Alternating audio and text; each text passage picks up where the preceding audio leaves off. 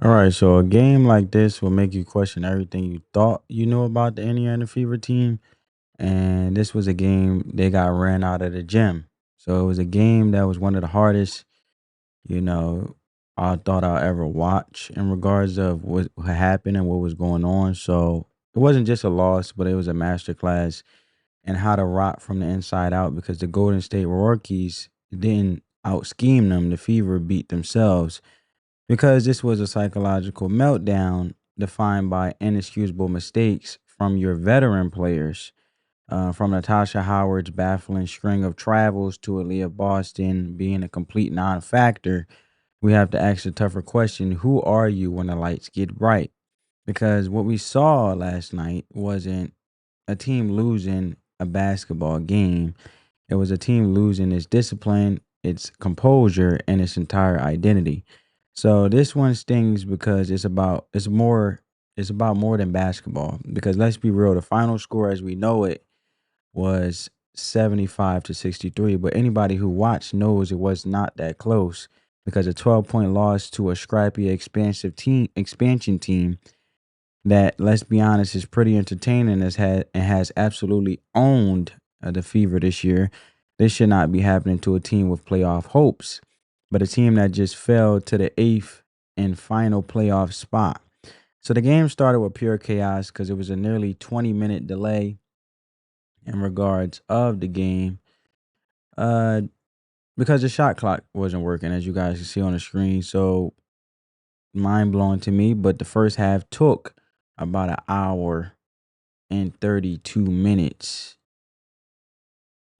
just to resume gameplay, which is wild to me, which is very unprofessional and obviously shouldn't happen, especially when you have consumers, aka customers, paying for a good quality game with no interruptions based on the game itself disrupting due to fouls and so forth.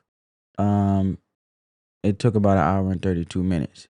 And that delay seemed to short circuit whatever focus the Fever had, proving their foundation just ain't solid. And the Valkyries came out already hitting seven of their first eight threes. The Fever would get a little momentum and then immediately commit a fundamental error to erase all their hard work. And it's one thing to get outplayed, but it's another thing to entirely lose the battle against yourself. So let's start with Natasha Howard, right? If you go down to Natasha Howard, and we know a three-time WNBA champion. In the third quarter, she put on a clinic of exactly what not to do because we watched her get called for travels on back-to-back possessions. So it's like, where was she trying to go? I don't know, Natasha Howard. And you caught the ball and just started walking. And how many did they not call in yesterday's game? Because it had to be at least four. And this isn't just a turnover, it's a momentum killer that sucks the life and the will to fight out of your team in the will. So you can't ask your team to scrap on defense just to have a so-called leader give the ball away before a shot even goes up. And where was the accountability from the coaching staff? Because leaving her in the game doesn't just hurt the box score, it rots the culture and it sends a message that certain people are held to a different standard.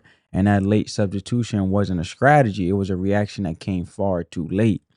So now let's talk about the other side of disaster because where was Aliyah Boston? The cornerstone of the Indiana Fever franchise was a ghost and unaccounted for because her final stat line, 4 points and 2 of 7 shooting. And I said this in my previous video, when she's on fire, the team wins. But when she's not on fire, pulling her weight, they lose. So this isn't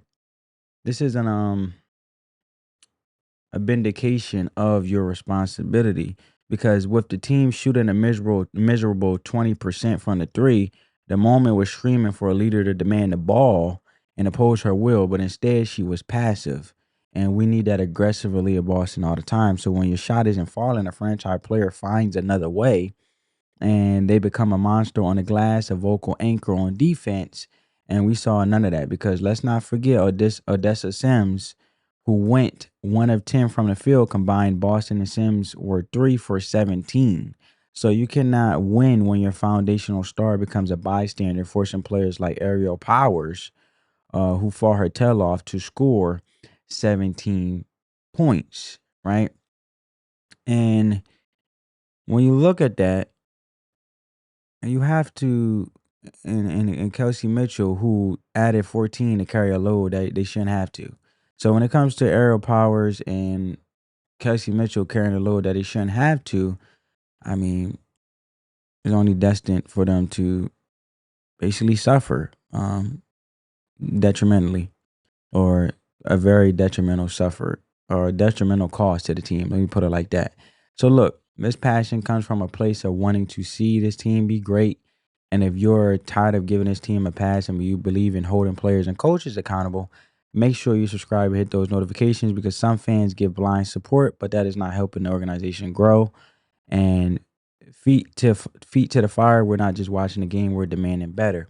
And the game with its delays it got delayed for an hour and 32 minutes that they had time to play patty cake over here on the sideline for the Golden State Warriors, which is really very tough, not only for the fans, but wild, for all the because players. you wouldn't expect this at a game that even occurred, period. But look, and then on top of that, you have players right here who are not even paying attention while Kate hits a three on a Golden State Warriors. So the defense was just trash. Everything about it was just trash. And being there and being on point and being alert and being attentive, totally out of rhythm. And then even the frustration, because as you see this post, can the effing coach stop his own bull crap and cover the perimeter? As you guys just seen, Kate just shoot that perimeter three like nothing, like water. So the rookies killing the Fever with their outside shooting, and the Fever didn't seem to have an answer to it, because this loss is a symptom of a weak team constitution, because the team shot 33.3% from the field, and that's a crisis of identity. And when your first plan doesn't work, what is plan B? This puts the spotlight directly on the coaching, because the Baroki's coach, Natalie Nakasi, has embarrassed the Fever's coaching staff, Stephanie White, as we know it, in every single matchup this year, because the failure to bench Natasha Howard immediately sends a toxic message about accountability. And it suggests that who you are is more important than what you do. And that is a dangerous precedent that destroys trust, because you cannot tell me that any other player on the bench would have looked worse than what we saw yesterday night. And great teams have an identity that holds up under pressure, and his team's identity evaporates in the fog of war. And the level of inconsistency this late in the season is a massive red flag. So what's the real takeaway here, right? You may ask. This was a complete and total failure of character. This game was defined by a veteran, Natasha Howard, who forgot the fundamentals, unfortunately, and a cornerstone, and Aliyah Boston, who forgot her role. You might be able to survive one of these failures on a given night, but you will not survive both. So the Golden State Warriors did not beat the Indiana Fever. The Fever beat the Fever, if you ask me. And they had the game right there, and they let it slip away due to undisciplined mistakes and a shocking lack of composure. And this is more than just a loss. It's a wake-up call as they cling to the last playoff spot. And talent gets you through the door, but discipline and accountability are what gets you through it. And right now, this team is stuck on the outside looking in. And let me know what you guys think in the comments below. Thanks for watching. Peace.